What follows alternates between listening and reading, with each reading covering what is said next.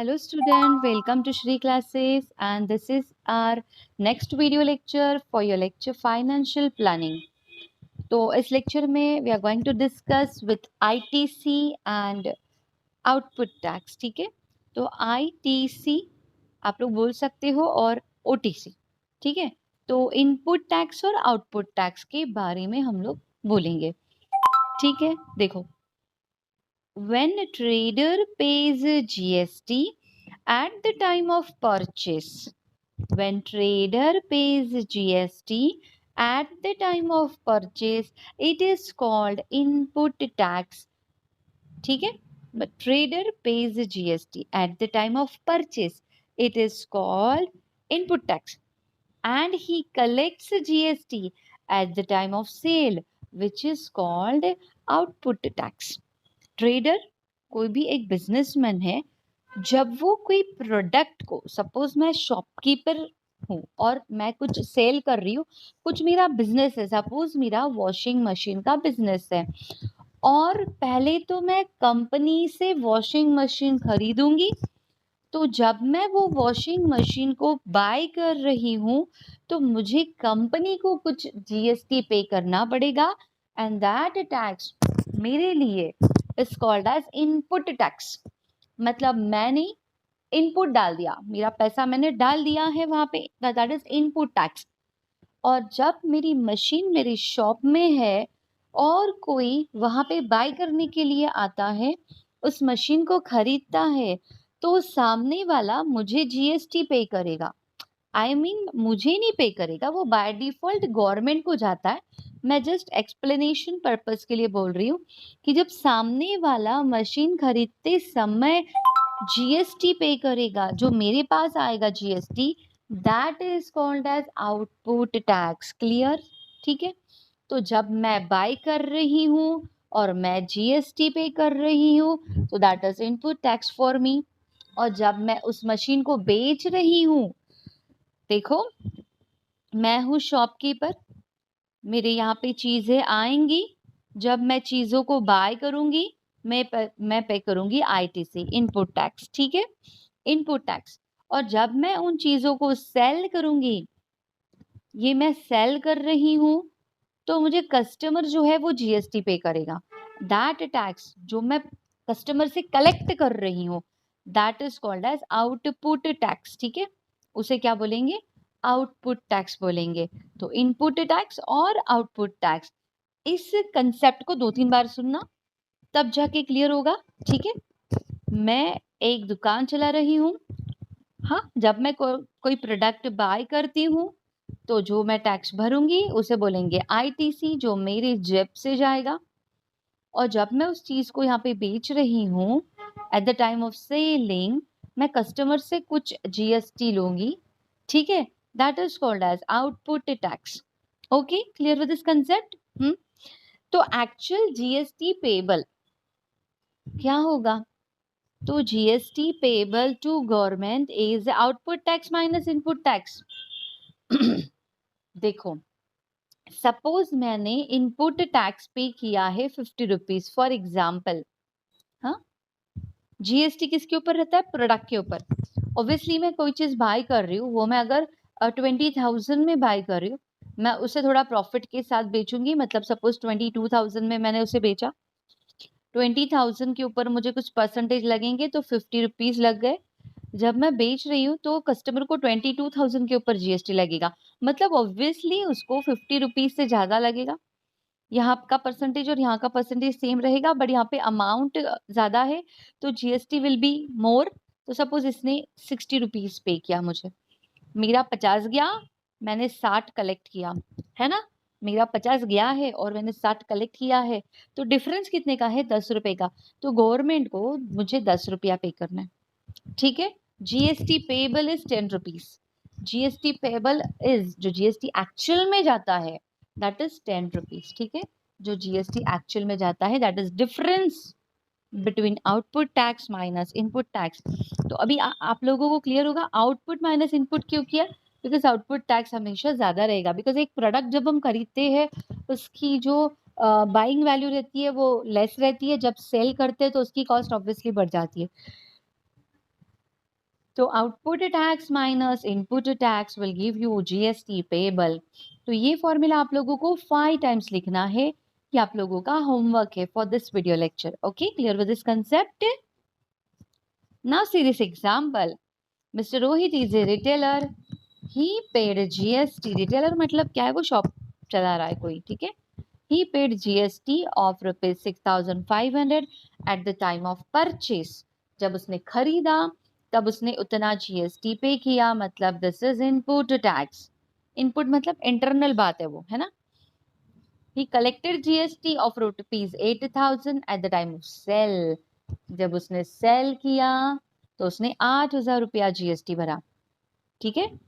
जब उसने सेल किया तो उसने 8,000 रुपीज जीएसटी कलेक्ट किया, ठीक है। तो एक्चुअली जो उसने पे किया है दैट इज 6,500, जो जीएसटी उसने कलेक्ट किया है दैट इज 8,000। तो बात को समझो, जीएसटी पेबल मतलब मैं एक शॉपकीपर हूँ और मुझे मिस्टर रोहित को जीएसटी पे करना पड़ता है, ठीक है, गवर्नमेंट को। तो जैसे बोलते हैं ना, इनकम टैक्स मेरा फाइल बनेगा, तो उस वक्त मेरा सीए जो है ना वो स्टडी करेगा। चलो, इसने ये चीज खरीदी है तो उसने इतना जीएसटी पे किया है। Eight the time of collection उसने 8,000 लिया है ना। तो 8,000 माइनस 6,500 डिफरेंस आता है 1,500 रुपए का। तो ये जो 1,500 रुपए है ये शॉपकीपर को खुद पे करने हैं गवर्नमेंट को। मतलब क्योंकि उसने एक मशीन बेची है, उस वॉशिंग मशीन के पीछे उसको कुछ प्रॉफिट हुआ है, उसका ये बिजनेस है, ठीक है। तो रिगार्डिंग दैट बिजनेस वो टैक्स कितना पे करेगा गवर्नमेंट को? 1,500 rupees. Okay, clear with this concept? तो ये तो था कि एक्चुअल वाला कंसेप्ट, इसे लिखेंगे कैसे। तो पूरा थ्योरी लिखो। आउटपुट टैक्स, ठीक है, tax collected at the time of sale 8,000, input tax at the time of purchase वो पे करेगा, है ना। और आउटपुट मतलब वो कलेक्ट करता है, कस्टमर से लेता है, ठीक है, जो कस्टमर रहता है। देखो मैं शॉपकीपर हूँ, मिस्टर रोहित सपोज शॉपकीपर है, वो फैक्ट्री से ले रहा है। तो यहाँ पे कस्टमर कौन हुआ? रोहित हुआ। तो कस्टमर को जीएसटी देना पड़ेगा। यहाँ पे कितना दिया उसने? 6,500। जब मिस्टर रोहित मशीन को बेच रहा है किसी और को, तो यहाँ पे कस्टमर कौन हुआ? ये कस्टमर सी हुआ। तो इसे टैक्स पे करना है, तो ये कितना पे करेगा? 8,000 जीएसटी पे करेगा। वॉशिंग मशीन का प्राइस अलग है, ओके। तो मिस्टर रोहित के पास पैसा कितना आया? 8,000। मिस्टर रोहित ने भरा कितना? 6,500। मतलब एक्चुअल में डिफरेंस अमाउंट कितना है? जो भी डिफरेंस वो बना रहा है वो उसको गवर्नमेंट को पे करना है, दैट इज 1,500 रुपया, ठीक है। तो that is this formula. GST payable is output tax minus input tax. तो आउटपुट टैक्स 8,000 है माइनस 6,500 इज 1,500। तो this is GST. Find his payable GST. मतलब जब वो अपना इनकम टैक्स का फाइल बनाएगा उसमें ये मेंशन रहेगा कि उसने इस प्रोडक्ट के ऊपर 1,500 रुपए का जीएसटी पे किया है। Hints point CGST and SGST. तो जैसे कि मैंने आप लोगों को बताया है, सीजीएसटी और एसजीएसटी हाफ हाफ होता है। तो जो भी आपका जीएसटी उसका आधा इज सीजीएसटी, आधा इज एसजीएसटी। तो 1,500 का आधा 750 is CGST, 750 is SGST. Okay, clear with this question? एक एक क्वेश्चन को दो दो बार सुनो, बिकॉज ये कंसेप्ट आप लोगों के लिए नया है। जितना सुनोगे उतना आपके लिए बेनिफिशियल होगा, ठीक है। अभी ये क्वेश्चन को ध्यान से सुनना। मिसेस जय केमिकल सॉरी मिस्टर जय chemicals purchased a liquid soap having taxable value 8,000। इसमें ना बच्चे बड़े कंफ्यूज होते हैं। हैविंग टैक्सेबल वैल्यू मतलब ऐसा अमाउंट जिसके ऊपर टैक्स लगना है। ये टैक्स नहीं है, ये अमाउंट है। जैसे ये वॉशिंग मशीन का प्राइस है और इसके ऊपर टैक्स लगने वाला है, ठीक है। देखो, तो जय केमिकल परचेज लिक्विड सोप उसने खरीदा, इतना खरीदा कि 8,000 रुपए हो गया। 8,000 रुपए का लिक्विड सोप उसने खरीदा हुआ है। टैक्सेबल वैल्यू है ये। टैक्सेबल मतलब इसके ऊपर टैक्स लगने वाला है। ये क्वेश्चन में टैक्स नहीं दिया है, अमाउंट दिया है कितने का खरीदी किया है, उसमें जीएसटी इंक्लूडेड नहीं है, उसमें टैक्स इंक्लूडेड नहीं है। दिस इज टैक्सेबल वैल्यू, मतलब जस्ट मैं गई, हाँ भाई इतने लिक्विड सोप चाहिए, कितने रुपए के, 8,000, जीएसटी अलग से, तो जीएसटी अभी तक बताया हुआ नहीं है। And sold it to the consumer for the taxable value 10,000। 8,000 का उसने प्रोडक्ट लिया है, उस प्रोडक्ट को उसने 10,000 में बेचा हुआ है। Those are taxable values, मतलब उसके ऊपर टैक्स लगना बाकी है। रेट ऑफ जीएसटी इज 18%, मतलब दोनों तरफ प्रोडक्ट सेम है ना, तो जीएसटी सेम लगता है, उसको 18% लगेगा। जब वो खरीद रहा है तभी भी 18%, जब वो बेच रहा है तब कस्टमर को भी देना है 18%, बट इसे कम देना पड़ेगा बिकॉज उसका अमाउंट कम है। जब वो बेच रहा है, क्योंकि इसका अमाउंट ज्यादा है, तो उसका जीएसटी विल भी थोड़ा सा ज्यादा, ठीक है। तो 18% ऑफ द टैक्सेबल वैल्यू। अभी हम लोग कैलकुलेट करेंगे इनपुट टैक्स, मतलब जब जय केमिकल ने लिक्विड सोप खरीदा मार्केट में से, कोई फैक्ट्री में से खरीद रहा है वो, ठीक है, तो उसने कितना पे किया, 18% ऑफ टैक्सेबल वैल्यू 8,000। ऑफ का मतलब मैंने बताया था तुम लोगों को, इनटू होता है, एंड परसेंट का मतलब क्या होता है, डिवाइडेड बाय 100, तो परसेंट को हटा दो। 18/100 इंटू 8,000, देखो 20 कट, आपका आंसर क्या आएगा, 80 इंटू 18। जो भी कैलकुलेशन आएगा ये देखो, उसका है 1440। जब भी जय केमिकल ने फैक्ट्री वाले को जीएसटी दिया, मतलब जय केमिकल ने क्या क्या दिया, ये सपोज जय केमिकल है, उसने फैक्ट्री वाले को 8,000 रुपए तो दिए ही दिए, और उसने उसके ऊपर जीएसटी पे किया 1440 का, ठीक है। ओके, इतने में उसने ये प्रोडक्ट लाया, अपने शॉप में रख दिया। अभी वो उस प्रोडक्ट को बेच रहा है किसी कस्टमर को। ओके, तो कस्टमर को उसने बेचा 10,000 रुपए में, तो कस्टमर कितना जीएसटी देगा, कस्टमर इसको 10,000 रुपए भी देगा, और 18% ऑफ, 18%, 18/100 ऑफ 10,000 अमाउंट है ना। इसका calculation 20 cancel, 18 into 100 will give you 1,800 रुपया। तो इसने कितना पे किया, आउटपुट टैक्स 1,800। कस्टमर ने कलेक्ट कितना किया, उसने आउटपुट टैक्स 1,800, पे कितना किया 1440। तो जो डिफरेंस अमाउंट है वो उसको गवर्नमेंट को पे करना है, ठीक है। डिफरेंस अमाउंट, तो डिफरेंस अमाउंट क्या होता है, आउटपुट माइनस आईटीसी, तो 360 रुपीज उसको गवर्नमेंट को पे करना है। तो सीजीएसटी और एसजीएसटी कितना हुआ, आधा आधा, 360 का आधा 180 rupees is CGST and 180 rupees is SGST. Okay, clear with this question. कभी कभी ये लोग डायरेक्ट जीएसटी कितना है वो अमाउंट दे देते हैं, इस क्वेश्चन में उन्होंने टैक्सेबल वैल्यू दिया है, मतलब value on which we have to pay tax, value on which we have to pay tax, 18% of taxable value, ठीक है। ऑफ मतलब इनटू, परसेंट मतलब डिवाइडेड बाय 100। ध्यान में रखो, टैक्सेबल वैल्यू मतलब अमाउंट, टैक्सेबल वैल्यू मतलब that amount on which we have to pay tax. Clear with this question. देखो हर क्वेश्चन बहुत सोचने वाला है, क्वेश्चन को ध्यान से रीड करेंगे। अभी जय केमिकल परचेज्ड, सेम क्वेश्चन नहीं है, डिफरेंट क्वेश्चन है। जय chemical purchased liquid soap of ₹8,000 with GST, मतलब जय केमिकल ने फैक्ट्री वाले को कुछ पहले बेसिक अमाउंट दिया, कुछ टैक्स दिया, फिर उसका टोटल 8,000 हुआ है यहाँ पे। इसके पहले वाले क्वेश्चन में 8,000 टैक्सेबल अमाउंट था, उसके ऊपर और एक्स्ट्रा जीएसटी था, यहाँ पर विथ जीएसटी बोला है, मतलब जो भी अमाउंट वो पे करेगा उसके ऊपर जो जीएसटी लगेगा उसका एडिशन इज 8,000, ठीक है। And sold it to the consumer for ₹10,000 with GST, again with GST. Okay, rate of GST is 18%. Find the amount of CGST and SGST. GST का रेट अगेन 18% है, okay.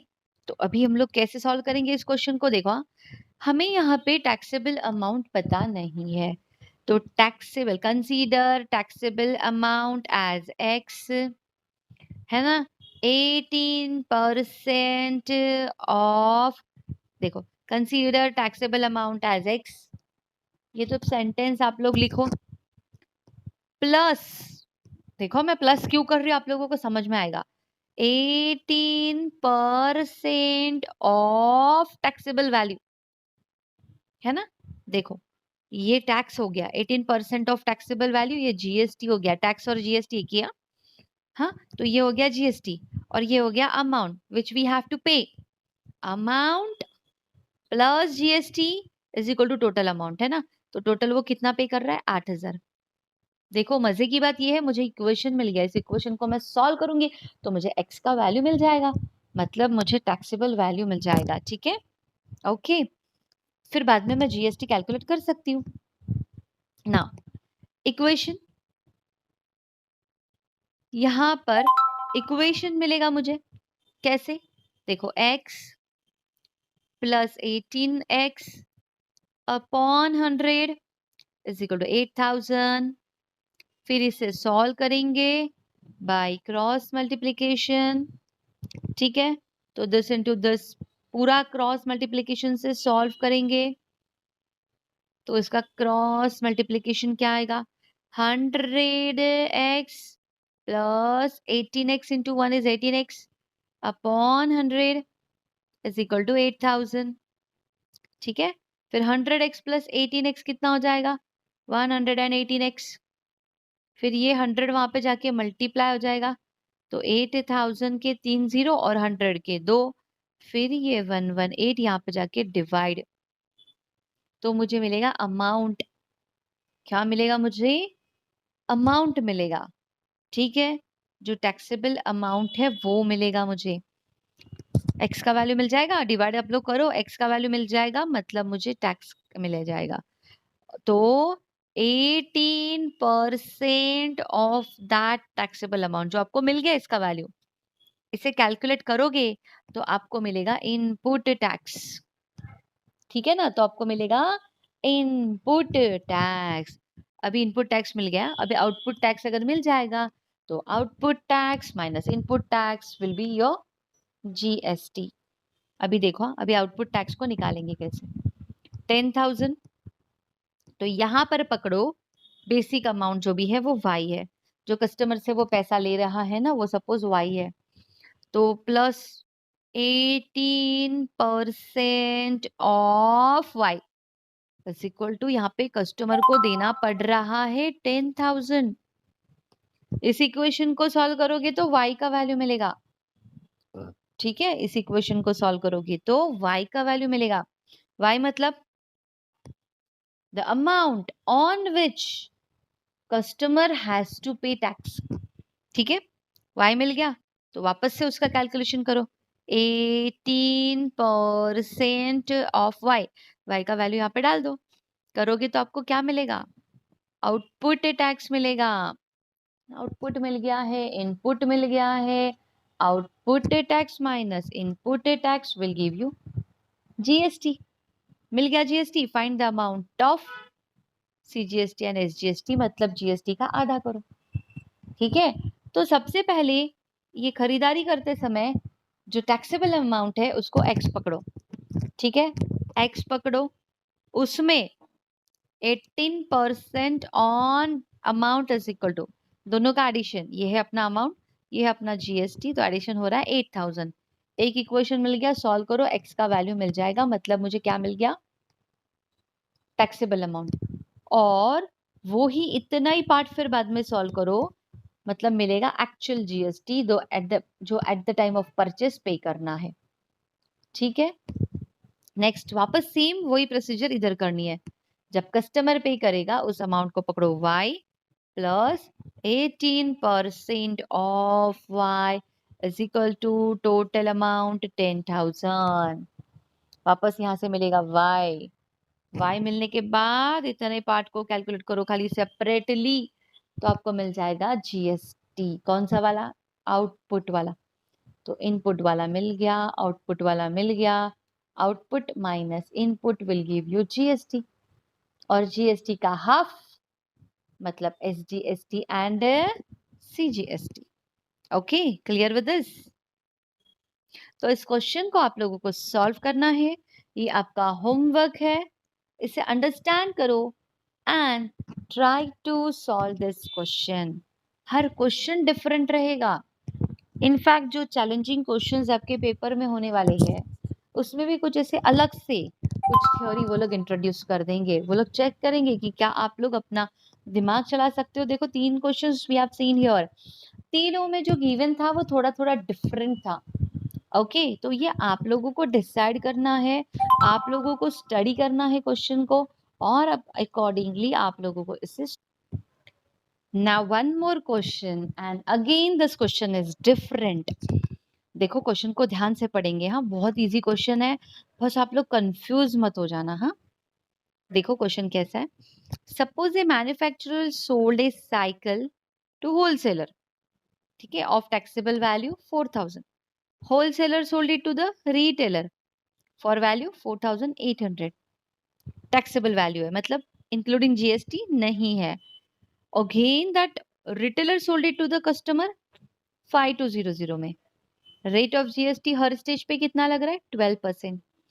Complete the following activity to find the payable CGST and SGST at each stage of trading. बात को समझो। Manufacture sold a cycle for a taxable value of 4000 to the wholesaler. Manufacturer ने किसको sold किया cycle को?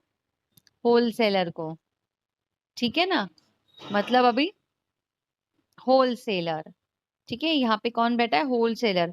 मैं manufacturer को तो कंसिडर नहीं करूंगी बिकॉज वो फर्स्ट सोर्स है, उसके पहले कोई नहीं है। तो मिडिल मैन कौन है? पहले होलसेलर। होलसेलर से किसने खरीदा? होलसेलर ने किससे खरीदा? मैन्युफैक्चरर से। कितने में खरीदा? 4000 में खरीदा है। कितना जीएसटी पे किया है? हर एक ने 12%, तो 12% of this amount is your input tax, ठीक है। फिर होलसेलर ने किसे बेचा? रिटेलर को। कितने में बेचा? 4800। तो रिटेलर ने कितना पैसा दिया? 12% ऑफ 4800, ठीक है। इसका कैलकुलेशन करो तो आउटपुट मिलेगा। आउटपुट माइनस इनपुट, होलसेलर को कितना जीएसटी पे करना है वो मिल जाएगा, ठीक है। होलसेलर को कितना पे करना है वो जीएसटी आपको मिल जाएगा। उसका आधा आधा करो तो सीजीएसटी और एसजीएसटी मिल जाएगा। होलसेलर का मिल गया, ठीक है। जो मिडल मैन होता है ना उसे पे करना पड़ता है। ओके, अगेन ये रिटेलर अभी मिडल मैन बन गया है। हाँ देखो, अभी रिटेलर ने क्या किया? रिटेलर अभी मिडल मैन है, उसने किससे खरीदा? होलसेलर से। किसको बेचा? कस्टमर को। रिटेलर ने कितने में लिया? 4800 में लिया। कितना टैक्स पे किया? 12% ऑफ योर वैल्यू, इतना, ठीक है। और कस्टमर ने कितने में खरीदा? 5200। कस्टमर ने कितना टैक्स पे किया? तो 12% ऑफ 5200, ठीक है। तो that's it. Input tax, output minus input करोगे तो रिटेलर का जीएसटी मिलेगा। रिटेलर का जीएसटी का आधा आधा will be your CGST and SGST. फिर कस्टमर का कुछ नहीं करना है, कस्टमर लास्ट है ना, उसके घर में पड़ा है चीज, दैट्स इट। वो आगे किसी को बेच नहीं रहा है, उसने एक बार जीएसटी पे कर दिया, ठीक है। तो जो फर्स्ट सोर्स होता है और जो लास्ट सोर्स होता है ना, उसका तुम लोगों को कैलकुलेशन करने की जरूरत नहीं है, इतना माइनस माइनस करने की जरूरत नहीं है, ठीक है। अगर कस्टमर का जीएसटी पूछेंगे तो 5200 के ऊपर जितना लग गया उतना। मैन्युफैक्चरर को जीएसटी कितना लगा? तो 400 के ऊपर जितना लग गया उतना पूरा मैन्युफैक्चरर का है। होलसेलर को अगर पूछोगे तो होलसेलर का डिफरेंस रहेगा। आया कितना टैक्स है, दिया कितना टैक्स है, आया माइनस दिया will give you actual GST. Same with retailer, जो मिडल मैन होता है ना उसको डिफरेंस वाला जीएसटी पे करना रहता है, और जो फर्स्ट सोर्स होता है और जो लास्ट सोर्स होता है उसका एक ही जीएसटी होता है। अमाउंट के ऊपर जो जीएसटी लग गया वही उसका जीएसटी है। अमाउंट के ऊपर जो जीएसटी लग गया वही इधर कस्टमर का जीएसटी है। Clear with this? तो ये आपके टेक्स्ट बुक में एक्टिविटी है, उस एक्टिविटी को कंप्लीट करने का कोशिश करो। मेरा लेक्चर सुनने के बाद ये सारे क्वेश्चंस करो तो आप लोगों को जरूर जरूर जरूर समझेगा। इनफैक्ट एक एक क्वेश्चन, पूरा लेक्चर एक साथ मत सुनना, एक क्वेश्चन सुनते सुनते ही उसे सॉल्व करना, ठीक है? साइमल्टेनियसली पढ़ाई करो तो ये चैप्टर तुम लोगों को बहुत अच्छी तरह से समझ में आएगा। That's it. तो अभी आपके टेक्स्ट बुक में 4.2 एक्सरसाइज है, प्रैक्टिस सेट 4.2 सबके पास टेक्स्ट बुक के पीडीएफ्स है अवेलेबल। तो आप लोगों को 4.2 आज का होमवर्क है। सारे सॉल्व एग्जाम्पल भी आप लोगों को साइमल्टेनियसली सॉल्व करने हैं, लेक्चर सुनते सुनते, एंड 4.2 कंप्लीट सॉल्व करना है। और अगर कोई डाउट्स है तो प्लीज मुझे बता दो ताकि मैं उसका भी वीडियो लेक्चर बना सकूं। Okay, clear? और प्लीज आप लोगों का होमवर्क कंप्लीट करो। और अगर कुछ कमेंट में आप लोगों को डाउट्स है तो उसे आप मेंशन कर सकते हो। और अगर आप लोगों को ये लेक्चर अच्छा लगा है तो लाइक जरूर करिए, कमेंट आपको करनी है और मैक्सिमम आपको क्या करना है, शेयर करना है चैनल को।